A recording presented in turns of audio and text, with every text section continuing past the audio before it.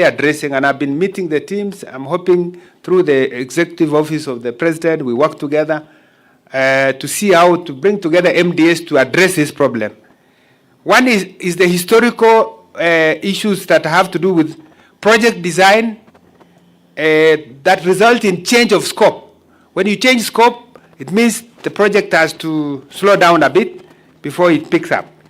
There are projects we start when you have not sorted issues around way leaves or land-related settlement issues. So a project goes on and then it stops because there is no way leave.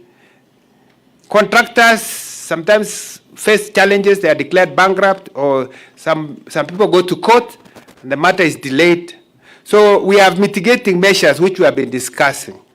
And I believe we will come back to this later, but we are talking about really making sure that we have a checklist of mandatory requirements prior to mobilization of external financing. And each MDA that requires support must make sure that you have all these mandatory requirements, and then you seek for funding when you know we can proceed without any hiccup.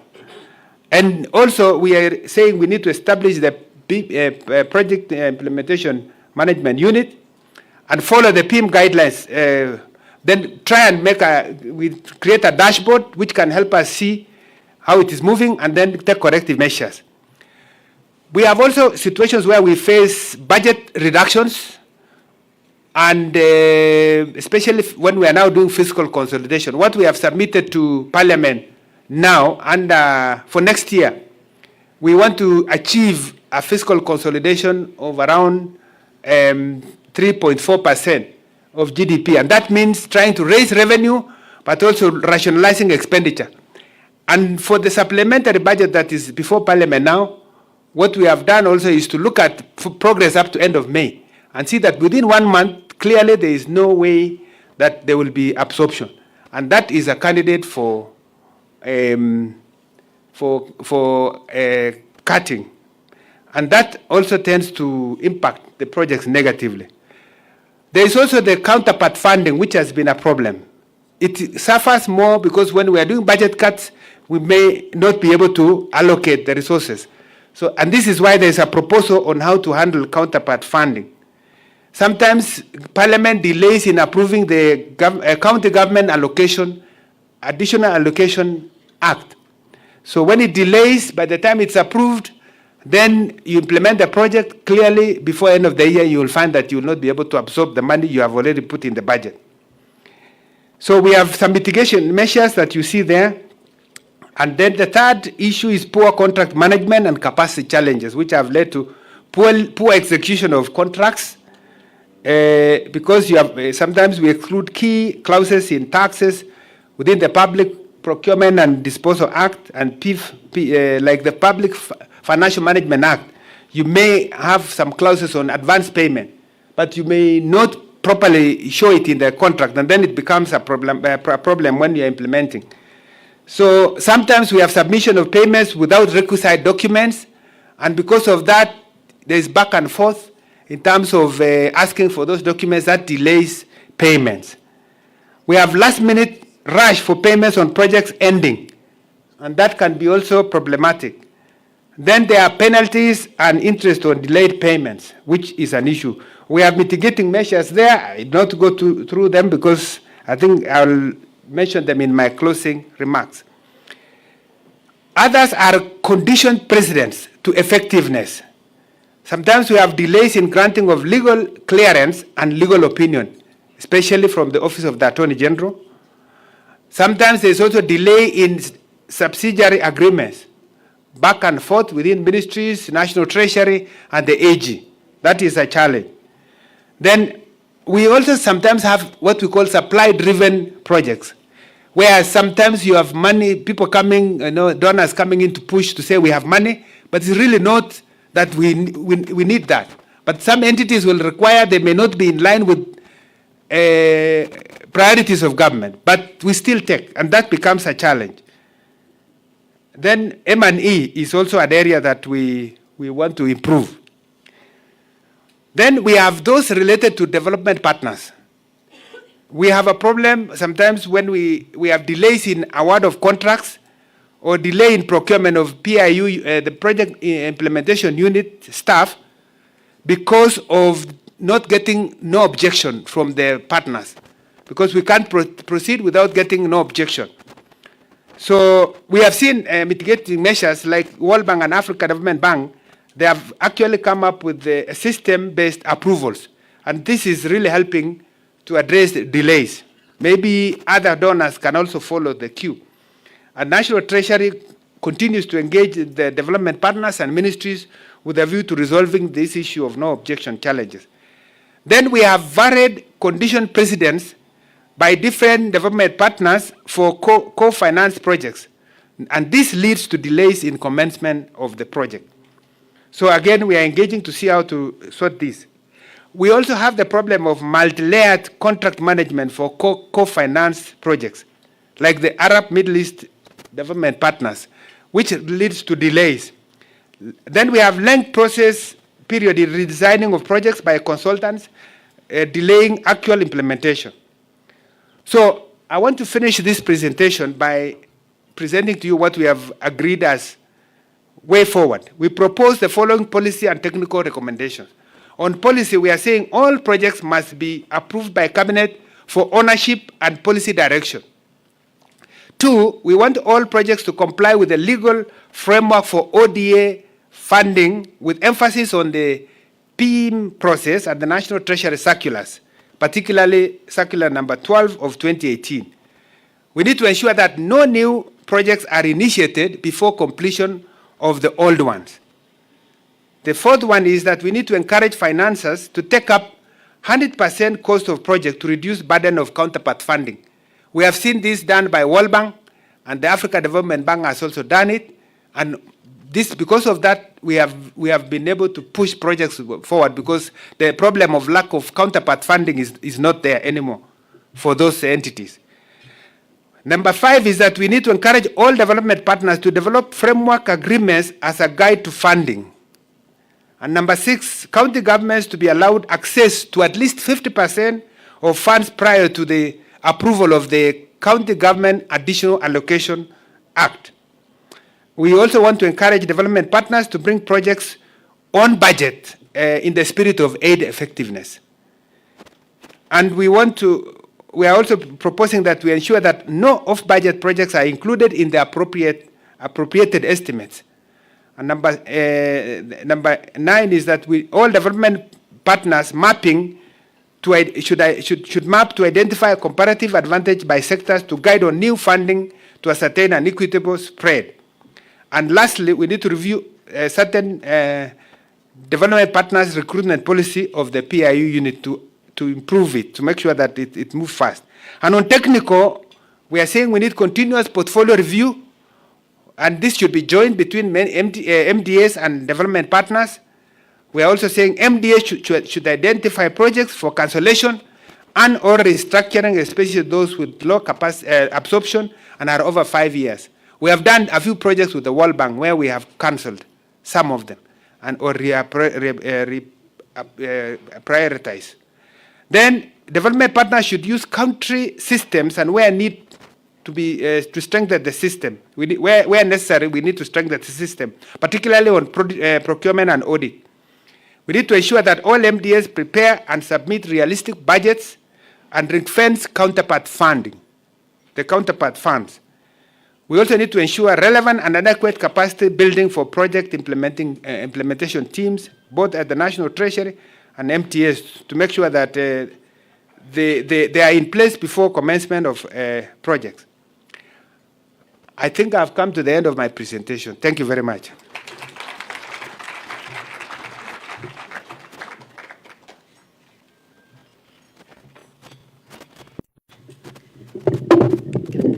Thank you, P.S. Kipto.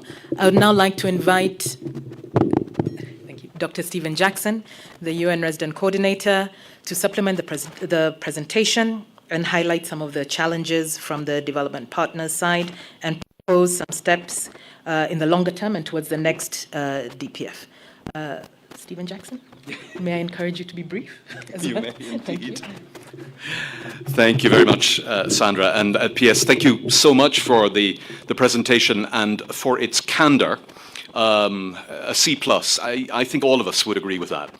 And I think that there is much that can be done on the government side and on the development partner side to get us up to that A+, where we are all committed to being. I think you probably heard some gasps in the room from some of the development partners in terms of the figures. And I think that is testament to the following. It reminds me of the story of, putting 5 blindfold men in a room and then trotting in an elephant, and one of them grasps the trunk and thinks that he's got hold of a garden hose, and one holds the leg and thinks he's got hold of something else. And so we're all looking at this rather large and complicated beast, the elephant, that is this partnership that we have together, that goes in multiple directions, and each of us, I think, are only at the moment able to see part of it. And that leads to us arriving at some different places in terms of the analysis, and I'll come to that, but actually a surprising degree of convergence in some of the diagnostics and some of the recommendations. And to start at the end, what I would say is that this points to the need to get this task force between government and partners up and running as soon as possible, to bring these different worldviews and analyses together as soon as we can. I have a very brief presentation that will take us through what we identified from the development partner side through some interviewing and some survey work as the sort of 5 main baskets of challenges that I think we feel we have. And there's quite a degree of convergence there. So let me go to the first of them. So we agree with you. I think that there is some inconsistency both on our side and, if I may, on government side in how we define. So some of the definitions that were used to draw up those numbers, are we talking about quote-unquote on budget? Are we talking about quote-unquote off budget? The different groupings, whether actors are bilateral or multilateral, what constitutes a project? Is it a loan? Is it a grant? Is it a multi-year? Is it a single year? And so on and so forth. There's some inconsistency in the definitions, and then also in the requests and the requirements which lead to delays in signings of agreements. And I think you pointed to that towards the end of your presentation, PS. These were conditions precedent to agreement, I think was how you put it. So I think there's a lot we can do there in terms of streamlining procedures, standardizing templates, and so on as appropriate. The next, and I really want to lean into this one quite hard, there are some practical, and I emphasize that they are practical, not principled, challenges for many development partners in the room in living up to the strictures of the Public Finance Management Act and some of the associated regulations that go with that. Why do I say practical, not principled? So we are all, as development partners, committed to full visibility and transparency of what we are doing, who we are working with, what we're trying to accomplish for Kenya and with you, and the maximum possible alignment. But what we see in the development partner landscape is a real variety of different forms of engagement and, critically, scales of engagement. So the same kind of approvals procedure that work for a, forgive me, Keith, a $100 or $200 million loan don't work for a 500,000 project. There I'm talking in dollars, but we can make the same numbers. So already anticipating the idea that every project would need cabinet approval, I can say from the perspective of the United Nations, where we have literally hundreds of projects, the cabinet would be doing nothing else. So what we need is different approval mechanisms for different scales and different forms of engagement. And that leads, on this point, there was a particular gasp from me when the UN was listed with a 0% implementation rate. In this very tent, just a few weeks ago, with the Deputy President, we reported an implementation rate of 86%. And the discrepancy there, of course, is that the majority of the work that the United Nations does with the support of the partners in the whole is quote-unquote off budget. And I think the same, David, where are you, for the United States? 0%. I don't think Congress would love it if you were at 0%. So we know you're not. Why are we, quote unquote, off budget? I actually asked in our country team, one of our experts, to give us a presentation just a couple of weeks ago on what it would take to move UN projects and programs to visibility on budget. And I had to stop the colleague on slide 8 and step 27 of, I think, 34 steps. And again, forgive me, Keith, a 34-stage approval process maybe for a loan portfolio in the hundreds of millions of dollars and therefore in the, what would that be, the tens of billions of shillings. But if you're going to go through a 34-stage approval process for a project that is a pilot project at, 100 million shillings in a couple of counties, it just doesn't make sense. So we have to find a way, and in short, the Public Finance Management Act doesn't work for the scale at which some of us are working, and I know that that's true of some of the bilaterals. Let me hasten. Lengthy delays in processing invoices, disbursements, or related to taxation and exemptions. I think there's a lot of work that we can do here. It is the case, for example, that for many of us, approvals for disbursement have to be signed off on by somebody at your level, PS, or above. And we know how overwhelmed you are and how often people like you are traveling. But there is right now no delegation of authority, and it seems to us that perhaps for smaller sums there could be a delegation of authority. Again, a kind of subsidiarity of approval. But often contractually agreed to timelines are broken. Sometimes that's us, sometimes, forgive me, that is you, and that creates unnecessary burdens. And as you pointed out, PS, particularly for the loans, that means that government is continuing to pay administration fees while implementation is remaining stalled. That doesn't work for anybody. So are there some low-hanging fruit there around delegation of authority and otherwise? The question of counterpart funding, and again, PS, we converge with you here. That often is a cause for delay and unpredictability. If counterpart funding is expected either as the government's contribution to a loan agreement or to a grant agreement, we need to have much better prioritization with you and consultation with you beforehand. And we as partners share in that. But other times, and your boss and mine, Prof. Juguna, is not in the room yet, I think, but I remember him receiving me at 6 in the morning to unblock a small but significant grant agreement between a bilateral partner and a UN entity and the Kenyan government. And I was told, well, the reason it's blocked, Stephen, is that there's no provision made for the counterpart funding that the program expects. To which I said, yes, but the program doesn't expect any counterpart funding. CS, it's a misunderstanding. We had the letter of no objection within 35 minutes. So very often there can be this mistaken assumption that counterpart funding is needed when it isn't. So we have to get better at that. Final point. So lack of visibility to and importance given to development partner support that is not in the form of direct budget support. A decade ago, a lot of us were doing direct budget support. These days, very few of us are. And I think what we saw in the presentation that you gave, which was excellent, but it means that the direct budget support and the on-budget work is much more visible to government than the stuff that is, quote unquote, off budget. We need to find a way to render that quote unquote off budget support more visible to government, more accountable to government, more transparent, and where it can be better aligned, but in a way that doesn't hold things up. And as I've already said, I think we collectively feel that the Public Finance Management Act isn't a supple enough tool to deliver on that. So we need to find other ways to render that larger quantity of support. I was trying to do the numbers in my head, but I think it's at least as much again.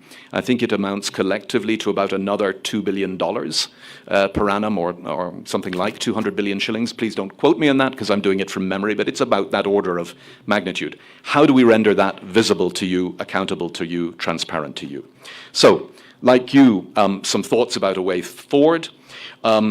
We reaffirm our commitment to strengthen that visibility and that alignment.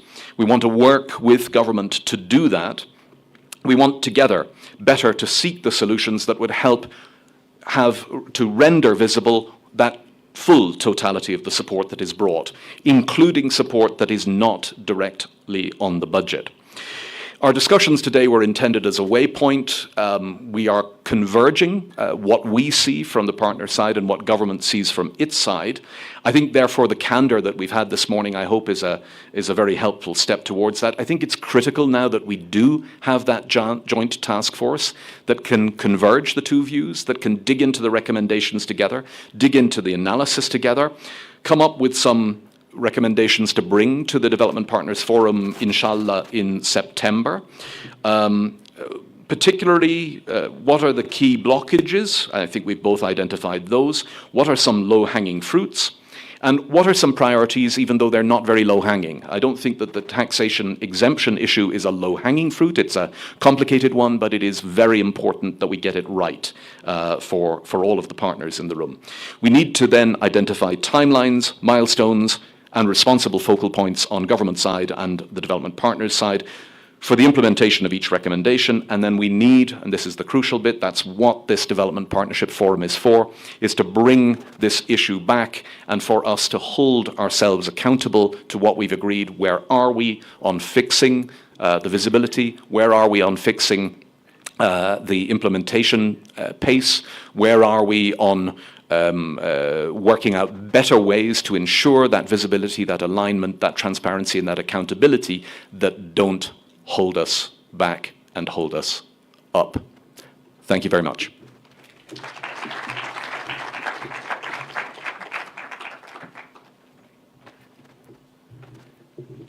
Right, thank you, Dr. Stephen Jackson, and back to that, PS Kiptor. Distinguished ladies and gentlemen, we are now going to open up for plenary, and I'm requesting for brief and action-oriented inputs, which will be collated by our rapporteurs from the Office of the Deputy President, and there will be roving mics going around. So I would like to invite, if you'd like to make an intervention, I'm going to open the floor now. Please raise your hand. Please introduce yourself so that we know where the intervention is coming from.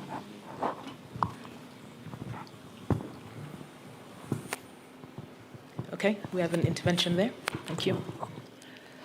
Yeah, good morning. Happy to be here. I'm Wanjiro Gekonyo. I'm representing Reality of Aid Africa. And thank you for the detailed presentation. And it brings to mind, coming from a civil society perspective, there was a discussion that I was party to, and I'm not sure how far it progressed, around a program called COST. And this program was being proposed to the government of Kenya by another civil society platform to bring visibility to projects around PIMS, the project implementation framework, and just generally to open it up. And looking at this, I think there's need to pay attention to that accountability side while sorting out some of the nitty-gritty around what we are seeing here. So I'd like to add that. And maybe the other reflection is around the budget approval process and compliance. We are seeing the same thing at counties, where projects are put into the budget, the assessment and evaluations are not done, the land's not secured, and then you have non-implementation. So that is also, it's a compliance issue, it's a culture, but it's also looking at the regulations and the law, because this is a gap that was introduced with this PFM. The previous planning and approval process was much more open, and again, stressing, of course, to ensure that there's collaborative government, there's oversight by citizens in the process as this happens. So for me, it's just accountability. There are tools and platforms that exist. This is a fantastic forum to consider bringing on board, that level of transparency and visibility. Thank you. All right. Thank you, Wanjiro, for that on visibility and transparency around the approval system as well. We have a question.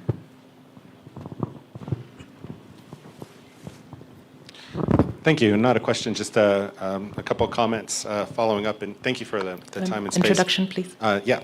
My name's David Gosley. I'm the USAID Mission Director here for Kenya and East Africa. Just a couple quick things to follow up on the really helpful presentations. First, want to underscore what Stephen mentioned is a complete commitment for complete transparency and accountability for all funding. Kind of to underscore for USAID's contributions, over the last 2 years, each year alone, we provided over 1 trillion Kenyan shillings of development assistance. All of that captured either through our implementation letters that are signed by both the CS and the, from the relevant ministry and the CS for Treasury. And so fully committed to working with the Treasury to determine best how to capture those, and I think any development partner assistance so that it's fully accounted for in whatever way is appropriate going forward. The second thing, just to underscore on the VAT issue and give you a very practical example. Right now, very much appreciate the efforts that are going on in the Treasury office to continue to reform that process. The reality is our figures, partly because of our processes, we really only recap about 15% on average of all the VAT that is paid through our partners, largely because it takes quite a long time to do that, and the time results in either things being time barred or our inability to capture that. So we also are standby ready to provide technical assistance, however helpful with the ministry, the Treasury office, and other development partners to work on that going forward. And the last thing is really this commitment to efficiency. One of the things that's, I think, sort of related to absorption there and somewhat to government contributions is one of the most meaningful contributions that can be made is just support for staff to attend important coordination meetings. We're all committed to that. Per diems and a common policy and perspective on that. And I know that we look forward and we're continuing to work with the Development Effectiveness Working Group to come up with a common understanding on what the roles and responsibilities are in terms of meeting locations, per diems amount, top-ups, those type of things. So we have a consistent approach to all that, and look forward to continuing to work with the Treasury Office on that as well. So thank you. Thank you. Thank you for those 3 points around transparency, technical assistance, and efficiencies. And we now have CS Tuya? Yes? Is it? No? I'm sorry. Yes. So mic for CS Moses Kuria, please. Thank you very much, Wanjiro. I just want to give some perspective from this other side of government. I am delighted with presentation by Professor Kipto, by Dr. Kipto, because if it was a courtroom, it could have been a pre-bargain or mitigation. But I think some real issues have come out that we as government need to sort out in terms of the process. There is a lot of cleaning up required. But on the good side, I want to report that going forward, the issue of absorption of development partner financing is now beginning from 1st of July, is going to be part of the performance contracting. So that as we measure the people, we'll also be measuring them in terms of how they are absorbing development partner program. Secondly, I think from the co-chair, the issue of counterpart funding, I think has been very clear that not all the time is it a requirement for program to proceed with counterpart funding. So again, there is need for the two sides to sit together and say, is the issue of counterpart funding becoming a bogeyman? Is it being blamed for everything? So that even where it is other things that should be done, we are quick to say it is counterpart funding. So I think we need to be microscopic on this particular issue, so that now we are able to say what is the real reason for this program not to proceed. Let me also say that under the my delivery docket, beginning from next week, I have a monthly reporting obligation to Cabinet, and among the things I'll be reporting on to Cabinet is this issue of absorption and performance generally of this development partner platform, because we realize the need for us to escalate and report them on a very high level. May I finish by saying that the issue of mapping of the government side and the development partner part needs to be sharpened. We need to really ask ourselves which government ministry or department has got which program and who are the partner interested in that particular program. I think there's still some loose ends which I think the unit in the office of the Deputy President will work with the ministry to ensure that we become more sharper in the clustering and especially in the pairing and mapping of partners to departments. Thank you. Thank you, CS, for that. We have time for one more intervention from the floor. So I think we'll go to you. Yes? If you could please keep it brief. Yeah. Yes, good morning. My name is Henriette Geiger. I'm the European Union ambassador. First of all, thank you, Vice President Gachagua, for the kind invitation, and PS Kipto for the very good presentation. I want to start by fully endorsing what my US colleague just said on all 3 points. These are also points that are very valid for us, and they merit some further in-depth discussions in a working group format. Also on the figures and the tables presented by the PS, definitely we need to sit down on some of the figures to coordinate. I wanted to talk about streamlining of the process, because when we talk about absorption capacity, what Stephen said before, unblocking is what we do right now. We unblock one by one, and that is not the way we can work, because if I unblock my project, then the other projects are being blocked. So we unblock what is good for us, and the rest after me the flood. And that cannot ever lead to 100% absorption. So we have to streamline the system so we do not need to unblock and intervene for things to go ahead. Regarding the co-financing, this is indeed a very critical issue as at this juncture of Kenya, and we all know why. But the EU is working with both grants and soft loans and concessional loans. So if there's no co-financing, we cannot do blending of grants and loans, leveraging much larger amounts. So in one way or another, we have to find a way around it. Otherwise, we can only work with grants, which will greatly limit the flows into Kenya. So this is also something that is not easy to resolve, but we have to resolve it. Thank you very much. Thank you so much, Ambassador. I think those were all very good interventions, and I'm hoping our colleagues were able to take those down. We are now, because we're pressed for time, I would say that in order to ensure the action-oriented spirit of the ambitions of His Excellency the Deputy President, Government of Kenya, and development partners, they've mutually agreed on a decision for this agenda item, and I think a lot of it has been reflected in the conversation here, that will allow us to take steps to address the challenges that have surfaced here related to the absorption capacities of both loans and grants.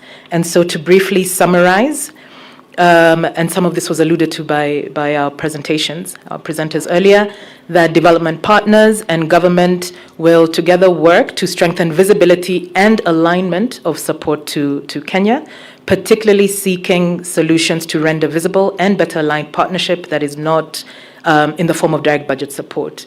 And the DPF will mandate a small task force comprising representatives from the government and developing partners to work on identifying concrete recommendations, some of which, of course, were mentioned here, for how to address these key challenges related to absorption capacities.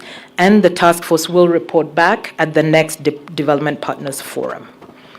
Ladies and gentlemen, that concludes the agenda item on absorption capacities, and we will now move on to the strengthening resilience agenda item, which is our second agenda item for today. Again, following the DPF last November, it was agreed that partners would work jointly to identify recommendations for how to strengthen resilience to ensure that this is more coordinated, inclusive, and flexible, among other things. Specifically, 10 joint sector working groups under the coordination of the Office of the Deputy President were tasked to provide inputs to an integrated resilience framework that will help guide both the government and the development partners on how to strengthen our response and report back on this to the DPF membership. I would like now to introduce a very short 1-minute video on resilience produced by the Office of the Deputy President. In the recent past, heart-wrenching shocks have pierced the heart of Kenya. Irrespective of the challenges faced by adverse effects of climate change, geopolitical factors, political dynamics, and technological disruptions, the nation has stood strong but bruised. We cannot rule out future pandemics, accidents, droughts, floods, epidemics, cultural shifts, political instabilities, food insecurities, and other shocks and stressors that hit with little or no notice. So, we must come together in the face of adversity. We must build and strengthen resilience as individuals, households, organizations, communities, and as a nation. There is need for us to have mechanisms which will ensure better governance and coordination. The need and call to better responses, a harmonized approach, and refined adaptation will yield a prepared nation against disruptions, shocks, and stresses. A national resilience framework will therefore strengthen flexibility, adaptability, and better response.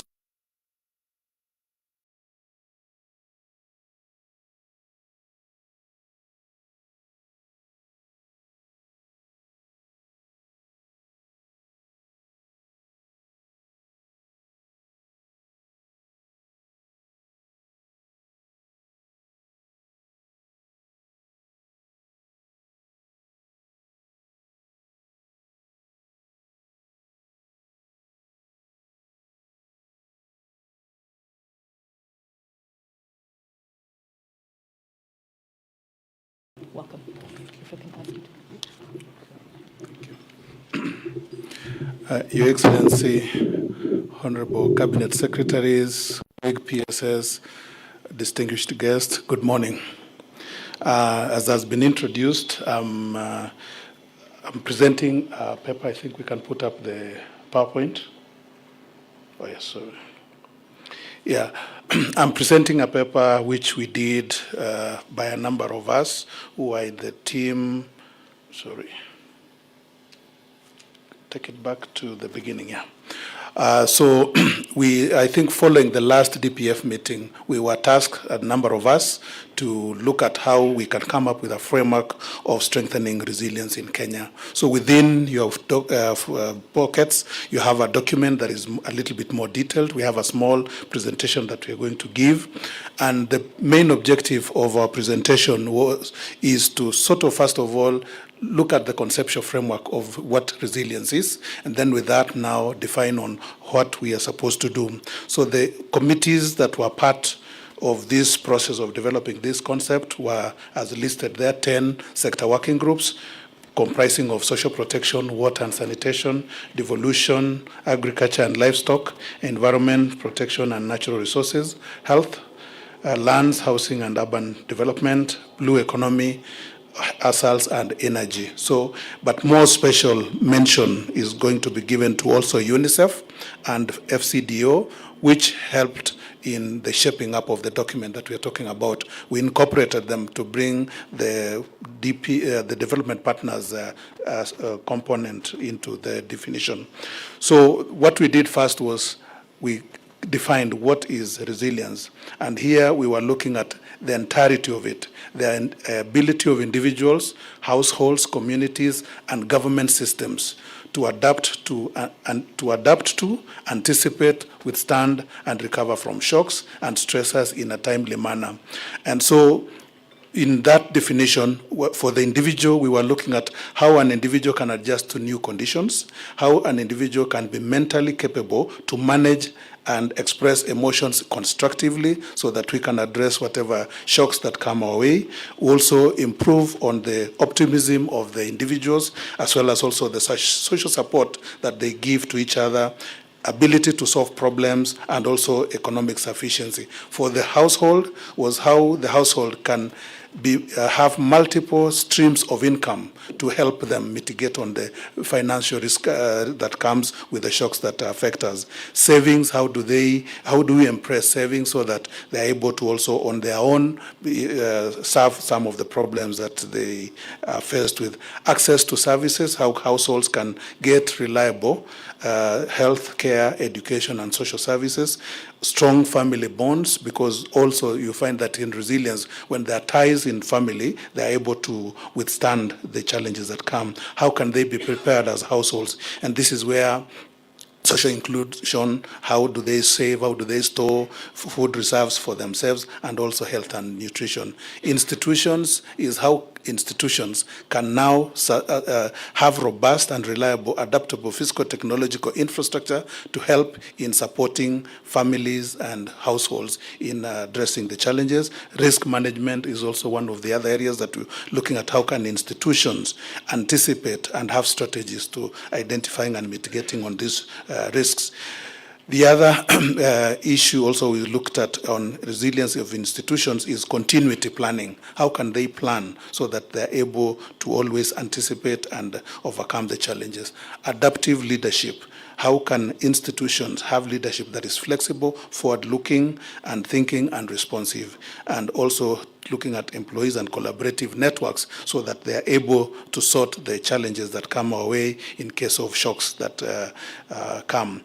For community, again, social cohesion, leadership at the local level where communities are able to lead themselves to solve problems, resource availability for the community, inclusive participation, education and awareness, as well as community networks. Again, all these, when they are strengthened, that builds a resilient community. The same thing for the county and also for the nation. So that is how we started. First of all, defining how resilience is at every level, from the very micro to the macro level.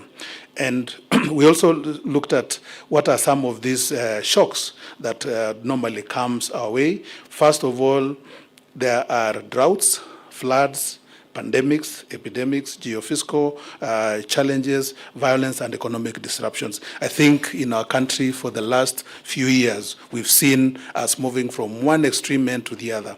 For the last 4 years up to last year, we were suffering from a very intense drought that we've ever witnessed in a long time. Immediately after that came the issue of the floods, and you could see that if we now don't look for adaptive strategies so that we don't have to be moving from one cycle, responding to one form of extreme shock and moving on to the next one. How do we now adapt the communities? How do we adapt individuals so that the next shock that comes is not as extreme as the last one?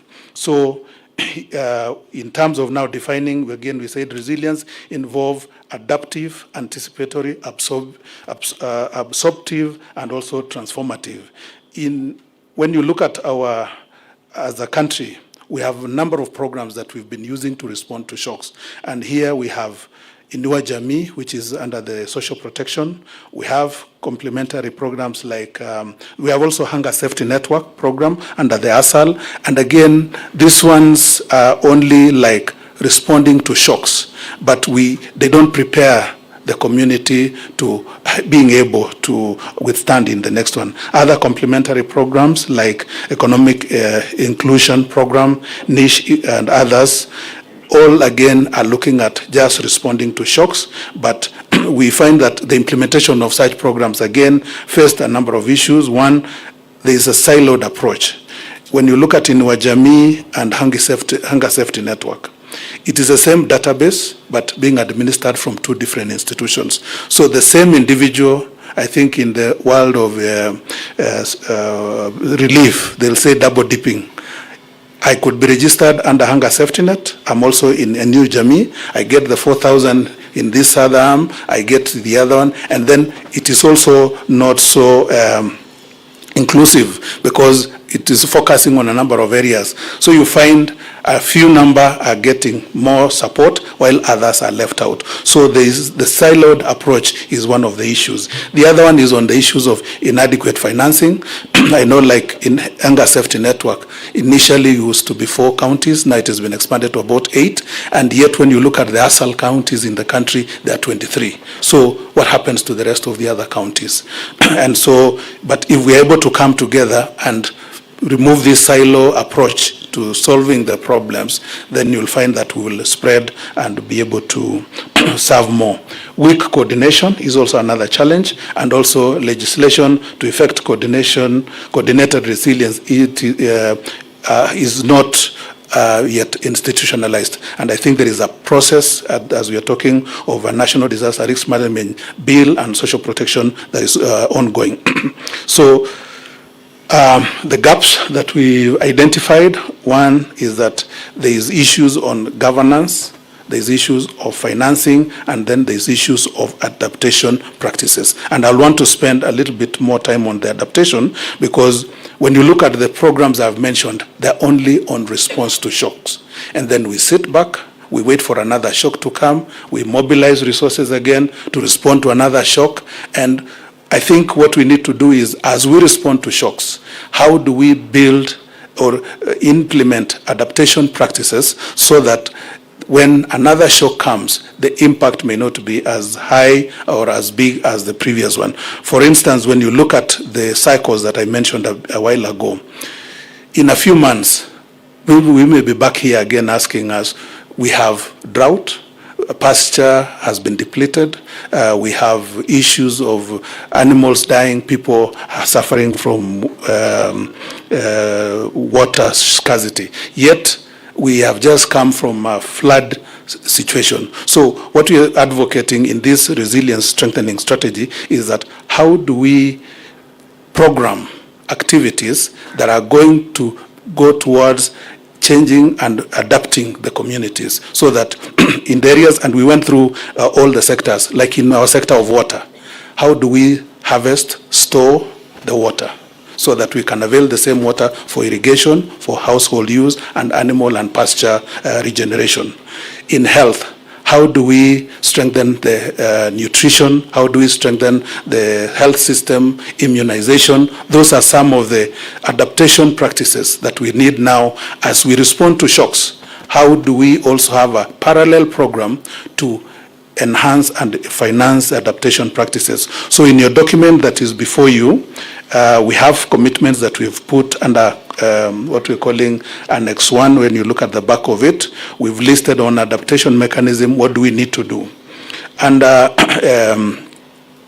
the response, what do we need to do? So in a nutshell, that is how we've gone. Like we're saying that we're looking at how we can implement the provision of PFM Act by operationalizing a contingency fund.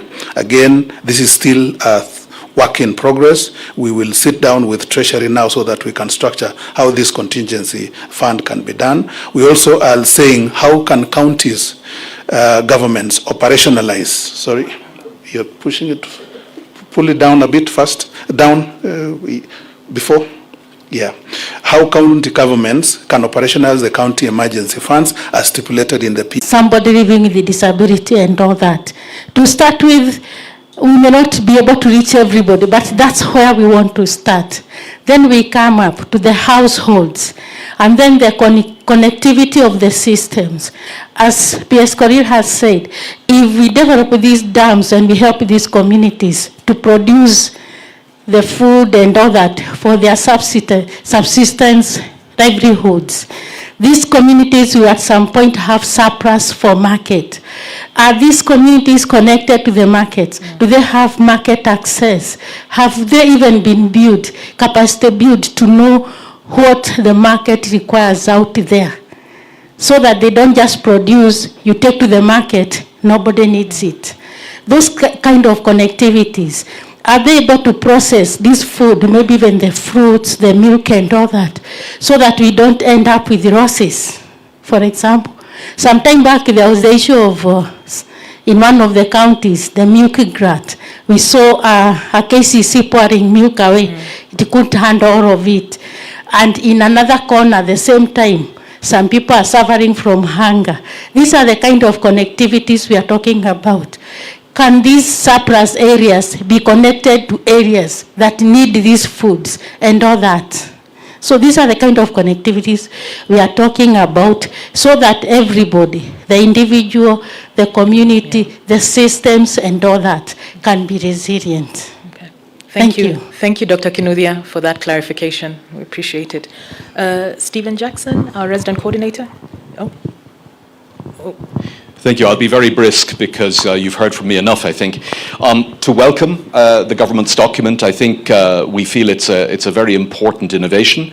And one of the things that it bears out is that resilience programming works. We know from the numbers around the last drought that however bad it would have been twice as bad as that had there not been 10 years of investment in resilience. So that's the first point, which leads to the second, which is that I think it's very helpful, as this document does, that government ask not just partners to be looking for new money, which is in short supply, but that when crisis comes, there be a request to reprogram money. That's very helpful. It frees up partners to be able to look flexibly at their existing portfolio.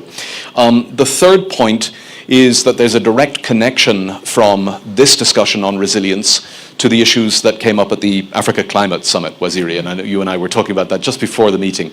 And so, just to foreshadow things, I think the next Development Partners Forum may well look at, follow on to the Climate Summit, and I would say resilience is an important piece of that discussion too. Fourth point is that we really need to be thinking about insurance. Insurance at the micro level for the smallholder farmer whose crops are destroyed by the floods, but insurance at the national level. Countries can insure, just like how house owners can do, against things like floods and droughts. The Africa Risk Capacity is a proven mechanism for that. The private market also offers it. I think if Kenya is going to be facing these kinds of climate shocks going forward, then actually insurance is something that really needs to be looked at by government. And finally, the architecture point, PS, you told us that the National Disaster Management Bill is going through the House. That's a really key opportunity to get this right, to make sure that we have institutions that are mandated to respond to emergency, but to prepare for emergency, and then very particularly to reduce the risk of emergency. And so that is what the resilience discussion is all about. So let's work together to help Kenya get the institutions that it needs through that bill. Thank you. Thank you, Stephen. On the point about recognizing the work that's already been done and progress made, the need to consider reprogramming, of course, the piece of the ACS follow-up, the Africa Climate Summit follow-up, the discussion around national insurance as an opportunity, as well as the National Disaster Management Bill. I'd like to hand over to Anthony Gorano, UNDP rep. You wanted to say something? Thanks. Yeah. My name is Anthony Ngorano. I'm the resident representative of the UNDP. I just want to maybe add to Stephen's list. Kenya has taken really important measures to really mimic or embed this paradigm shift that's seeing us move away our focus from essentially managing disasters to managing risk.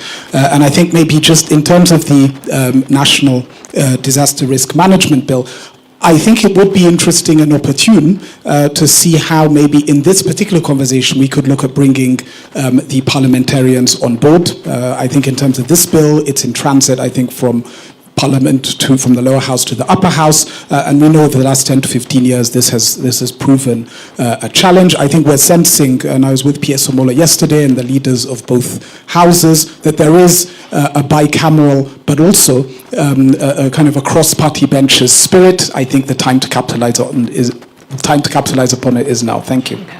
Thank you. Thank you for that detail. We have time for one more intervention from the floor. Going once, twice, and that is that. Thank you so much for your valuable interventions, which will have been captured by our colleagues on the side there from the Deputy President's office. So, ladies and gentlemen, as for the previous agenda item on absorption capacities, to ensure an action-oriented meeting, the government and development partners have decided on how to proceed from here. And to summarize, it is recommended that the integrated resilience framework is further refined and requests the co-chairs of the joint sector working groups, in particular on ASAL, agriculture, social protection, devolution, environment, climate and forestry, water and sanitation, energy, land and housing, public finance management, and gender, to provide concrete recommendations to facilitate the finalization and operationalization of the framework. And second, that development partners are invited to support the government in finalizing and implementing the integrated resilience framework, including by considering more flexible funding that allows reprogramming in response to potential risks or shocks.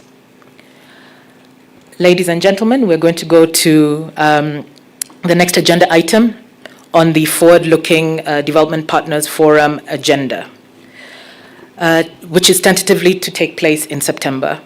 So we already have one agenda item identified from the discussions here today around the absorption capacities and the report back on the work by the task force to take next steps to address these challenges on these absorption capacities. In addition, the government and development partners have together identified a list of forward-looking agenda items that will benefit from high-level political attention. As such, it is my pleasure to invite His Excellency Sebastian Grota and Dr. Jane Kirangai, Head of the International Development Partnerships Coordination Unit in the Deputy President's Office, to the stage for the presentation. Thank you.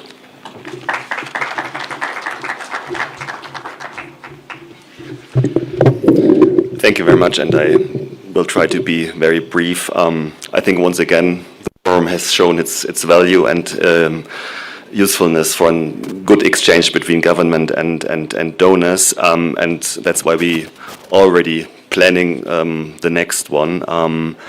So our idea was, in view of the calendar, the second half of this year with the Summit of the Future in September and COP29 in November, to convene a bit earlier in September. We don't have fixed the date, but you can already look at the first week of September. And then there was, I think, the offer also of His Excellency the President to probably take part in the next meeting. So we are working also on this.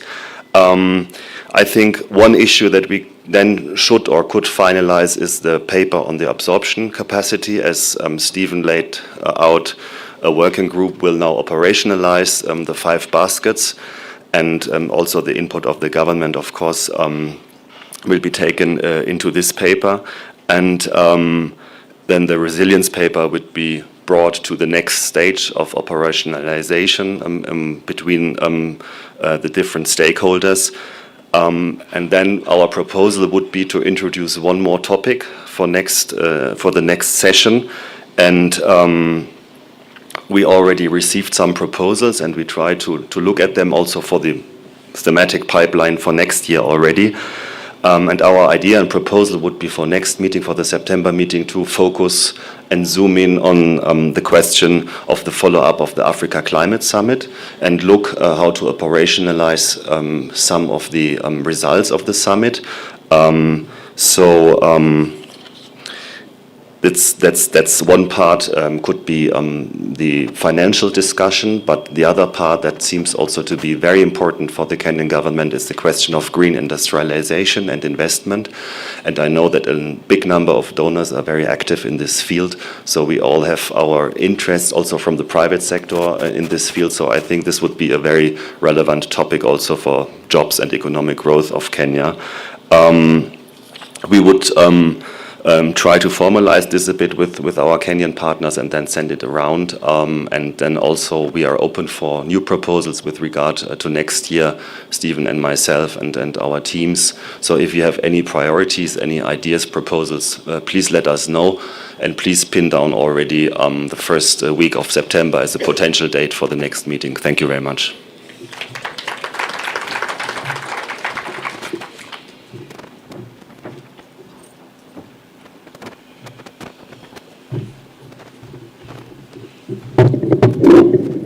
Your Excellency, ladies and gentlemen, I think mine will be very brief, just following up on what the co-chair has said.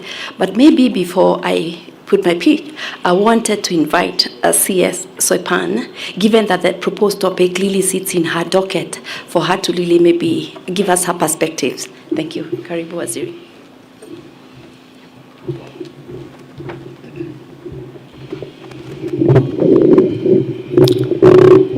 Your Excellency, the Deputy President, the co-chairs of the DPF, the Cabinet Secretary, colleagues present, the Head of Public Service, and all our partners, good morning. I'm extremely delighted to be part of this second DPF meeting. I'm one of the very active NAJA of the DPF unit in the Office of the Deputy President. And I must really say this is, Your Excellency, this is one of the very, very important actions that you have really held on to.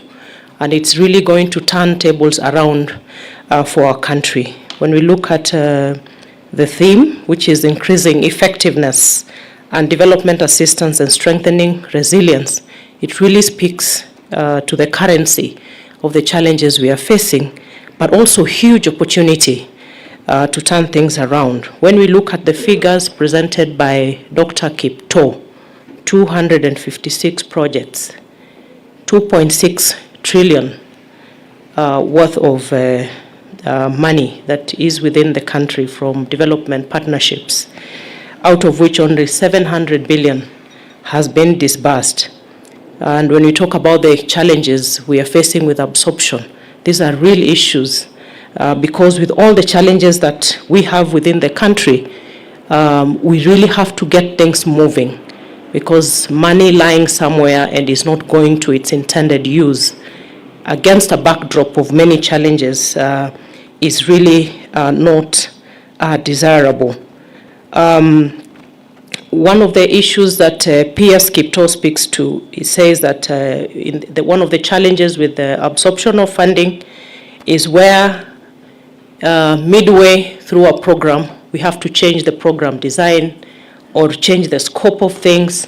And that can be cured by making sure that at the inception or conception of projects, we really have the involvement of all the players and make it as consultative as it can get.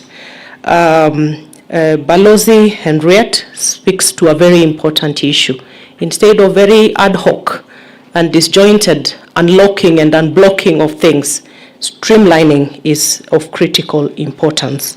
The question of coordination, standardization, really is what we need to go with. And I'm really happy to say that the many discussions I have personally held with our partners. David Gosney here knows the discussions we have had. Balozi Sebastian, UNDP, the World Bank, GIZ, who have really been supportive of our programs, really speaks to the need for us to speak to each other, have a very coordinated approach to things. And just to speak to one recommendation that has been made here, which is for all the projects to go through cabinet. It may not be feasible in the real sense of it because of the magnitude and the number of projects that we have to churn through cabinet. But what we are really saying is that the disjointed nature of how some of these projects are processed, they really become counterproductive and really undermine the impact that we need to see out of these projects. And probably what we need to say is that we have projects that are ongoing in our ministries, and I'm sure colleagues here can attest to it, that are very active. But the policy heads in the ministries, who are the cabinet ministers, have no idea of the projects going on. And I think that really is one of the challenges that we really have to streamline how we conceptualize, how these programs come on board to make sure that the siloing approach is really brought to an end. Siloing breeds a lot of darkness, opaqueness, and many other things.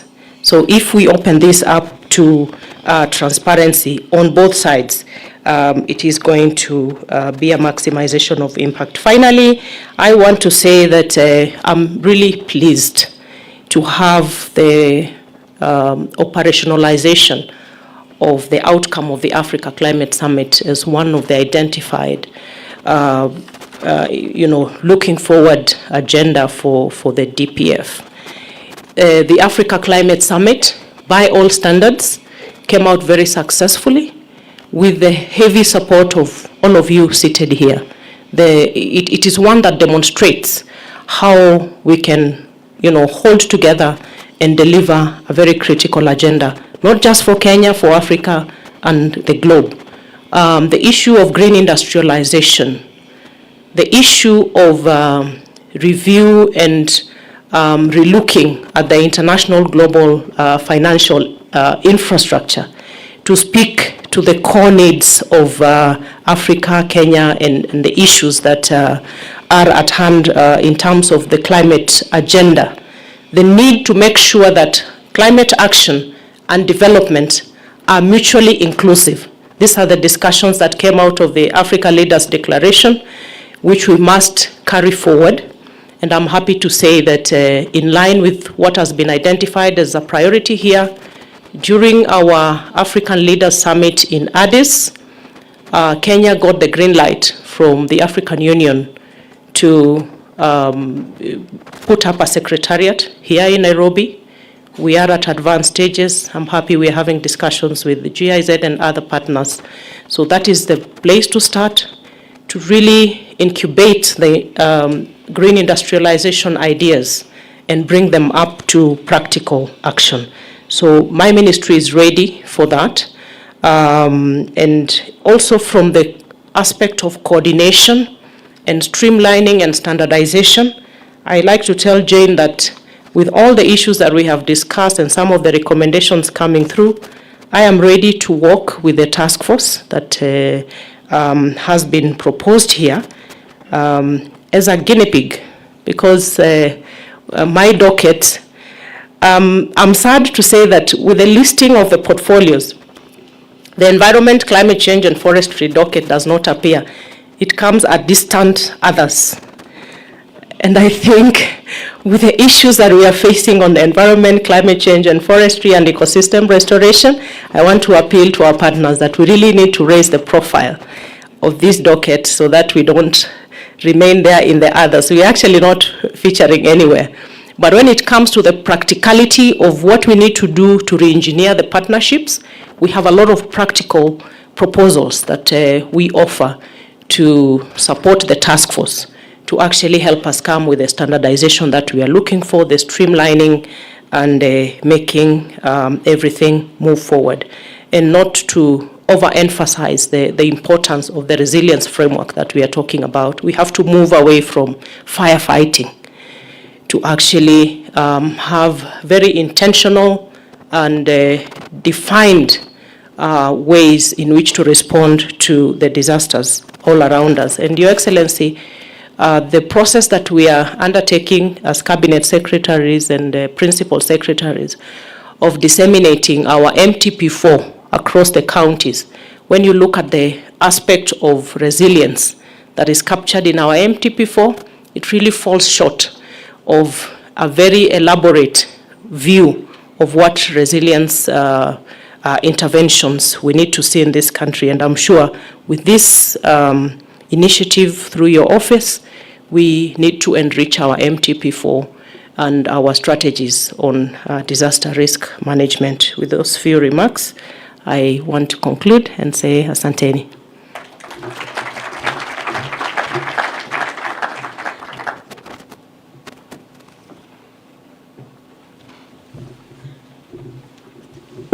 So thank you so much, Basili. Your Excellency, ladies and gentlemen, we wanted to, as promised, make sure that the DPF is really robust and it's all-inclusive. And I'll ask to go to the next slide. And so far, we have proposals for forthcoming agenda items. They're on the screen, but we did not want to lock anyone out because these are generated from the joint sector working groups. And we would hope that even those that are not on the screen would actually come forward with proposal that we begin to put in a pipeline. Allow me maybe before we finish this one to sort of emphasize that we've made remarkable progress in terms of reactivating joint sector working groups under the revamped network. But let me provide you with a snapshot of where we are and also make this a call to action. We have, as of now, 12 joint sector working groups that meet regularly, and they are co-chaired by the principal secretaries and the development partners. We have 5 that meet irregularly, and we have 5 that have not met. We didn't want to make this an MHM, but they're there. If you reach out to our office, we'll let you know the joint sector working groups that have not yet been constituted. But we have been working together with the Office of the Head of Public Service. He's been very supportive in making sure that the principal secretaries are really taking up the mantle and providing leadership in terms of the thematic agendas. So we want to urge all the principal secretaries present and the partners present to make sure that the 5 that have not yet met actually do get into action. And it is from these thematic groups that we shall get a very robust and a very vibrant dialogue with partners. I just want to thank you for the progress we've made to date. I think that's it from me, and I submit. Thank you.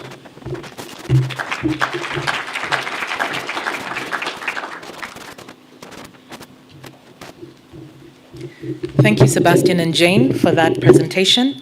It is now my pleasure to invite Principal Secretary Dr. Chris Kiptoo to read the joint statement from today's Development Partners Forum. Thank you, PS.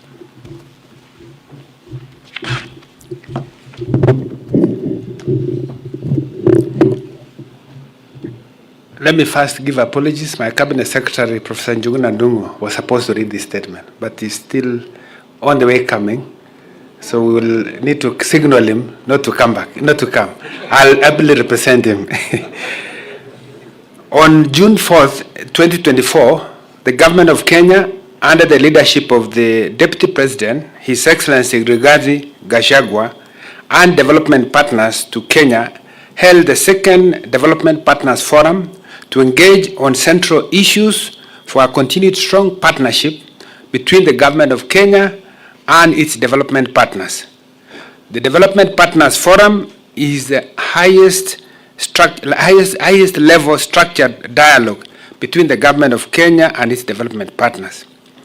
The Development Partners Forum was co-chaired by His Excellency Sebastian Groth, Ambassador of Germany to Kenya, and His Excellency Stephen Jackson, United Nations Resident Coordinator to Kenya, in their capacities as chairs of the Development Partners Group. At the forum, the Kenyan government and its development partners agreed on the following nine issues. First, they appreciated the cordial and fraternal relations that exist between the Kenya government and its development partners, and reiterated the value of the Development Partners Forum to foster high-level political dialogue on strategic questions related to development cooperation. Secondly, they recognized the key role the joint sector working groups play in the operationalization of the revamped development coordination architecture, and encourage sector groups co-chairs to use these platforms to provide collaborative leadership in these sectors. 3, they acknowledge that the absorption of committed funds and loans has not been at its optimal level, and appreciating the common desire to address the challenges and obstacles hindering this absorption, both parties committed to crafting joint interventions that would prescribe plausible solutions. 4, they agreed to mandate a task force comprising government and development partner representatives, which will work to identify concrete recommendations for how to address key challenges, including those related to absorption capacities, such as counterpart funding, human resource capacities and competencies, use of harmonized principles for more effective and efficient use of financial resources. Further, they agreed that the task force will present these recommendations to Cabinet at the next Development Partner Forum and report back on progress at subsequent Development Partner Forums. 5th, they agreed to give more visibility and importance to development partner support, including support that does not flow in the form of direct budget support. Further, they agreed to strive to align new and existing projects and support with the government core development priorities under the bottom-up economic transformation and the medium-term plan, number 4. 6th, they agreed to further refine the integrated resilience framework and request the co-chairs of the joint sector working groups, in particular on assets, agriculture and livestock, social protection, devolution, health, environment protection and natural resources, water and sanitation, energy, land, housing and urban development, blue economy and fisheries, PFM and gender, to provide concrete recommendations to facilitate the finalization, institutionalization, and operationalization of the framework, and report to the Development Effectiveness Group on this. 7, they encouraged stepping up of efforts to achieve concrete results towards enhanced resilience at the relevant levels in Kenya, and in an inclusive and gender-responsive manner, including by considering building of buffers and more flexible funding that allows reprogramming in response to potential risks or shocks.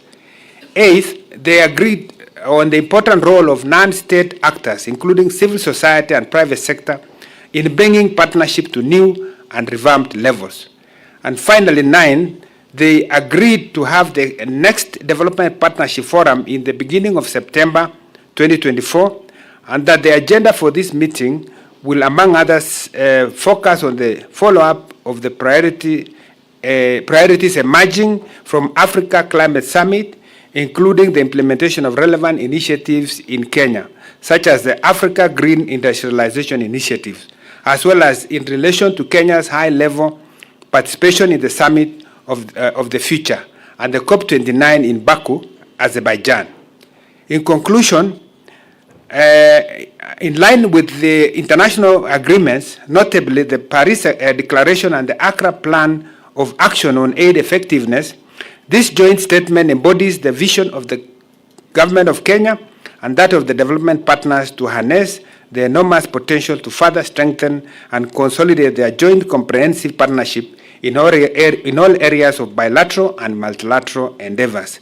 Signed by His Excellency, the Deputy President of the Republic of Kenya, Honorable Rigathi Gachagua, His Excellency Sebastian Gross, Ambassador of the Republic of the Federal Republic of Germany to Kenya, and His Excellency Stephen Jackson, UN Resident Coordinator to Kenya.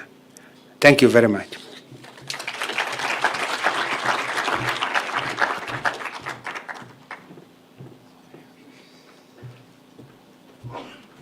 I forgot the role that I had been given, which is to invite His Excellency the Deputy President to make his closing remarks.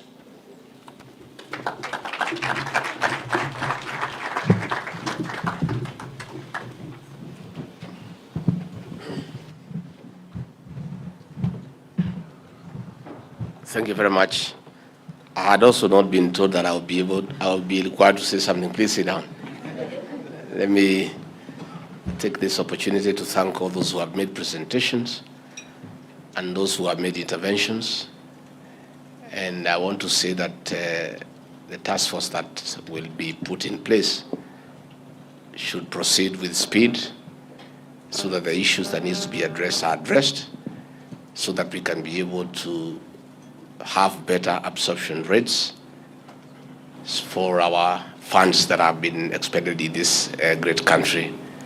Again, on the mechanism to build resilience so that we can be better prepared to deal with the negative effects of climate change and other challenges that come across the way all the time. Let me encourage continuous engagement with our partners. The Ruto administration has identified continuous engagement as our modus operandi, and so far it has worked very well for us. Let me encourage, even outside this forum, one-to-one consultation. If you have some program with a certain partner, as a ministry, please engage. And we did remove the bottlenecks that were there in terms of bureaucracy, that you have to go through the Ministry of Foreign Affairs.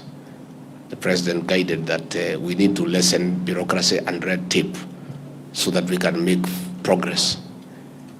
We will continue meeting at the high-level consultation forum that I co-chair with the Prime Cabinet Secretary to unlock whatever impediments that are there that may hinder expeditious implementation of agreed programs.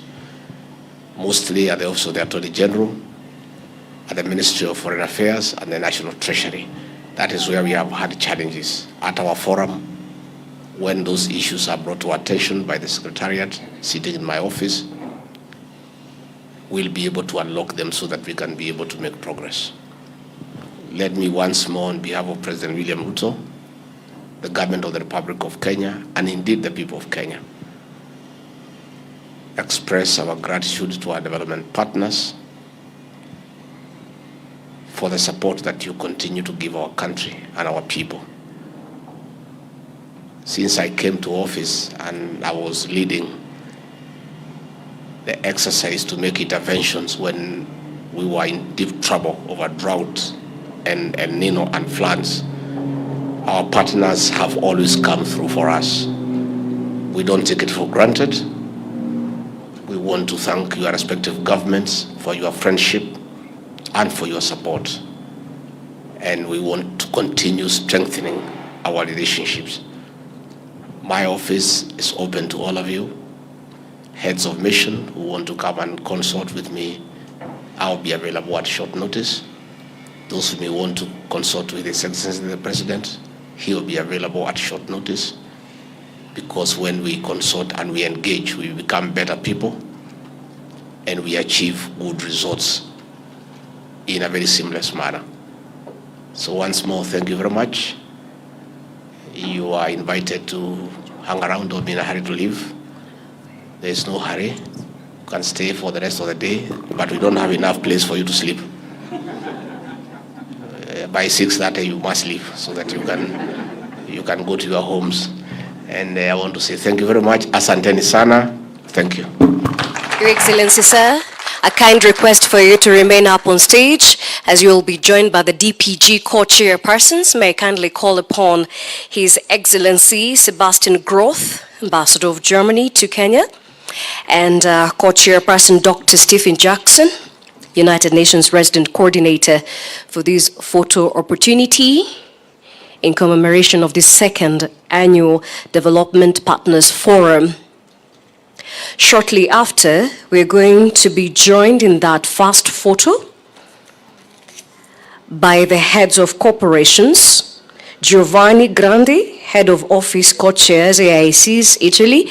Please, if you could be making your way, together with Irene Garibaldi, Head of Cooperation, European Union Delegation to Kenya. Please, if you could join, heads of corporations, if you could join His Excellency and the co-chairs for that photo opportunity.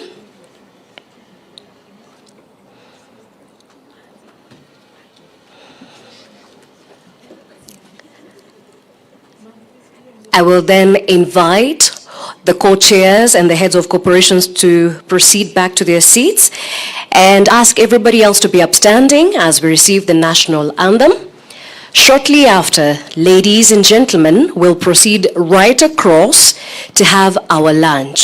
Ladies and gentlemen, Your Excellency, sir, the national anthem.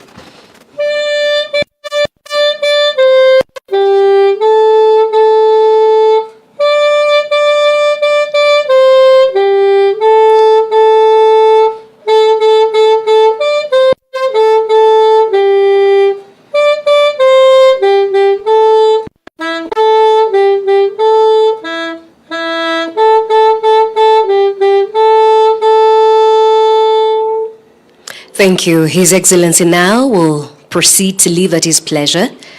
Ladies and gentlemen, lunch is served. You're welcome.